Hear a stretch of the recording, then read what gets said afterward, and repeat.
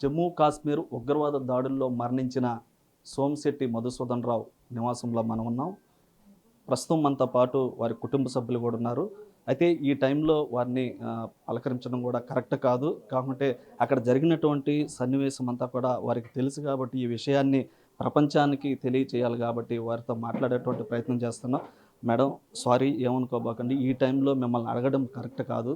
కాకుంటే అసలు విషయం ఏం జరిగింది, అక్కడ ఎలాంటి సిచ్యువేషన్ ఉండింది, మీరు ఏ టైంలో అక్కడ ఉన్నారు, అసలు విషయం ఏంటి? మేము కిడ్స్కి ఎగ్జామ్స్ అయిపోయిన తర్వాత వెకేషన్కి అని చెప్పి వెళ్ళామండి, ఒక 5 days ట్రిప్కి.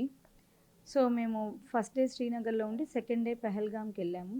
పోనీ రైడ్స్తో పైకి వెళ్ళాము. వెళ్ళి దాన్ని మినీ స్విట్జర్లాండ్ అంటారు.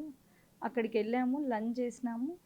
జస్ట్ లంచ్ చేసి నేను మా హస్బెండ్ జస్ట్ అలా బయట వచ్చినాము వ్యూ చూద్దామనేసి.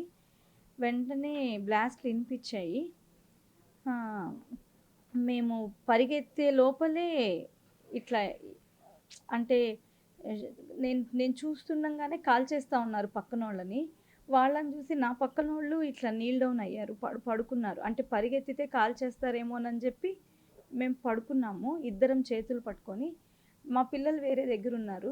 నేను ఎక్కడ మా పిల్లల కోసం పరిగెత్తి వెళ్ళిపోతాననేసి మా హస్బెండ్ నా చేయి పట్టుకొని, పిల్లలు ఎక్కడికి పోరు, ఉంటారు అంటే మేము ఎక్కడ కాల్ చేస్తారన్న భయంతో ఉన్నాము.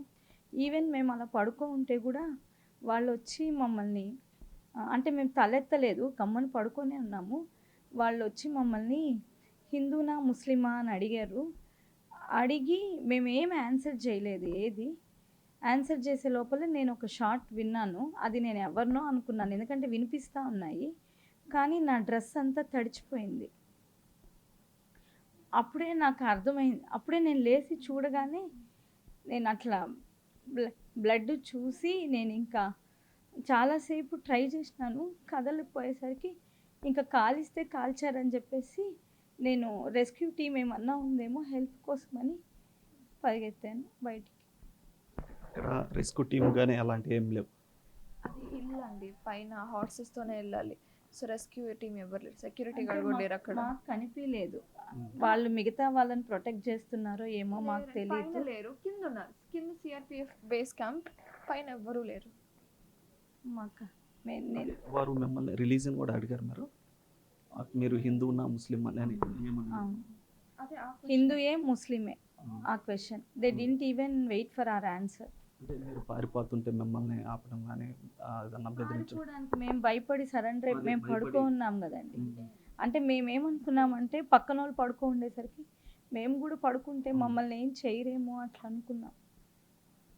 మీరు కూడా ధైర్యాన్ని తెచ్చుకొని, మీ వెనక పిల్లలు ఉన్నారు కాబట్టి వారి కోసంగా ధైర్యం తెచ్చుకొని, మీ వారు కళలు ఆశలు ఏవైతే ఉంటాయో వాటి కోసం కూడా మీరు ధైర్యం చేసుకొని ముందుకెళ్ళాలని మేము బిట్టివి తరపున కూడా కోరుకుంటా ఉన్నాం. మేడం, పాప, మీరున్నటువంటి ప్లేస్లో ఏం జరిగింది? మీరు ఎక్కడ ఆ టైంలో ఎక్కడున్నారు, ఆ సిచ్యువేషన్ ఎలా జరిగింది? నేను మా ఫ్యామిలీ ఫ్రెండ్స్ వెళ్ళాం కదండి. సో మేము ఆ హోటల్, నేను యాక్చువల్లీ వీళ్ళతోనే దగ్గరలో లేరు, నేను వీళ్ళతోనే ఉన్నాను. బట్ అప్పుడే వెళ్ళాను. సో వెళ్ళి ఆ షార్ట్స్ వినిపించేసరికి అందరు పరిగెత్తాము. నాతో ఎవరున్నారు కూడా తెలియదు. పరిగెత్తాము. ఆ హోటల్లో ఫ్యామిలీ ఫ్రెండ్స్ ఉండేసరికి మేము టేబుల్ కింద దాంకున్నాము. అప్పుడు వచ్చి తిట్టారు, ఇట్లా దాంకోకూడదు, బయటికి వెళ్ళండి, వెళ్ళిపోండి, వాళ్ళు వస్తారు అనేసరికి మేము ఇంకా పరిగెత్తాము. బయటికి వెళ్ళాము, అందరూ వెళ్ళిపోయారు. కానీ నేను, మై బ్రదర్ అండ్ మా అంకుల్ రండి అని పుల్ చేస్తున్నా కానీ మేము రావట్లేదు, ఎందుకంటే వీళ్ళిద్దరు రాలేదు కాబట్టి. సో మేము అక్కడే ఉన్నాము. విత్ ఇన్ 2 minutes అంతే ఆ గేట్ బయటే ఉన్నాము. మేము వీళ్ళు పుల్ చేస్తే రావట్లేదు. ఓన్లీ తిని ఒకటే వచ్చింది, మా నాన్న రాలేదు. అది నేను స్వెటర్ కలర్ చూసి చెప్పాను, అద్దో అమ్మ వచ్చింది అని చూస్తే తిని ఒకటే వచ్చింది, మా నాన్న రాలేదు. మీరు మీ తమ్ముడు ఎక్కడెక్కడైనా దూరంగా ఉండడం జరిగింది? ఆ గేట్ బయటే ఉన్నామండి మేము, కొంచెం 10 feet డిస్టెన్స్ అంతే, అక్కడే ఉన్నాం. అప్పుడు కాల్పుల్ సౌండ్ అక్కడేం సౌండ్, ఇంకా అదే మాదే లాస్ట్ అనుకుంటా, ఇంకా దాని తర్వాత రాలేదు. మేడం, మీకు ముందు కాల్పులు నా ముందే కాలుస్తుండేసరికి నేను భయపడినాను. నా ముందే వేరే వాళ్ళని కాలుస్తున్నారు. వాళ్ళని అలా కాల్చకుండా ఓన్లీ గన్ షాట్స్ ఉంటే నేను పరిగెత్తి వెళ్ళిపోయిండేదాన్ని. వాళ్ళని చూసి భయపడిపోయాను. నేను కాలుస్తున్నప్పుడు చూసే భయపడిపోయాను.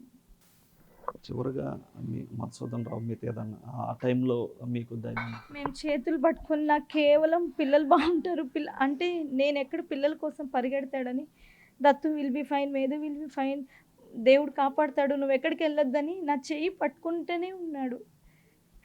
మా పిల్లల కోసం.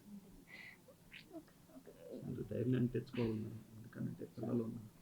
అయితే ఇటు ఏదైతే ఈ యొక్క ఘటన కూడా ఎవరు కూడా తీర్చలేనటువంటి బాధని చూశారు కదా. ఇప్పటిదాకా అక్కడ జరిగినటువంటి ఉగ్రవాద దాడులు ఏవైతే ఉన్నాయో అక్కడ మధుసూదన్ రావు పడుకొని ధైర్యం చెప్పేటువంటి పరిస్థితి వచ్చిందని, అదేవిధంగా ఇటువంటి దురదృష్టకరమైన వాతావరణం, అదే విహారయాత్రకి వెళ్ళడం, ఆ యొక్క విషాదఛాయలు అనుకోవడం కూడా చాలా బాధాకరమైనటువంటి విషయం. కెమెరామ్యాన్ మనోజ్తో సురేంద్ర, బిగ్ టీవీ, కావలి నుంచి.